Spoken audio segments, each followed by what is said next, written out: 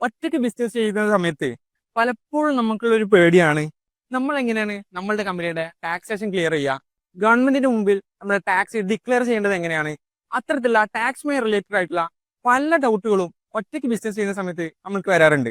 എന്നാൽ ഇനി അത്തരത്തിലുള്ള യാതൊരുവിധ ഡൗട്ടിന്റെ ആവശ്യമില്ല.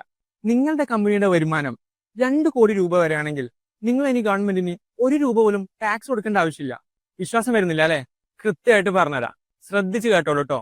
ഇന്ത്യൻ ടാക്സ് ആക്ട് 44 AD പ്രകാരം നിങ്ങളുടെ കമ്പനിയുടെ വരുമാനം 2 കോടി രൂപ, അതും ബാങ്ക് ത്രൂ ആണെങ്കിൽ നിങ്ങൾ ഗവൺമെന്റിന്റെ മുമ്പിൽ ഡിക്ലെയർ ചെയ്യേണ്ടത് വെറും അതിന്റെ 6% മാത്രം, അഥവാ 12 ലക്ഷം രൂപ.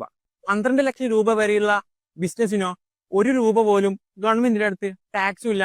അങ്ങനെ വരുമ്പോൾ നമ്മളുടെ ബിസിനസിന്റെ വരുമാനം 12 ലക്ഷം രൂപ, നമ്മൾ കൊടുക്കേണ്ട ടാക്സ് 0%. ഇനി നിങ്ങളുടെ സെയിൽസ് ക്യാഷ് ത്രൂ ആണെങ്കിൽ വെറും 8% മാത്രമേ ടാക്സ് ആയിട്ട് ഡിക്ലെയർ ചെയ്യേണ്ടതുള്ളൂ. അപ്പോൾ വരുന്നതോ വളരെ തുച്ഛമായിട്ടുള്ളൊരു ടാക്സ്. ഇപ്പൊ നിങ്ങൾക്കൊരു കോൺഫിഡന്റ് ഇല്ലേ എനിക്ക് ബിസിനസ് ചെയ്യാൻ പറ്റുന്ന? ഇത്തരത്തിൽ ടാക്സേഷൻ റിലേറ്റഡ് ആയിട്ടുള്ള കാര്യങ്ങൾക്ക് കോൺടാക്ട് മാർക്ക് ആൻഡ് ചെക്ക്.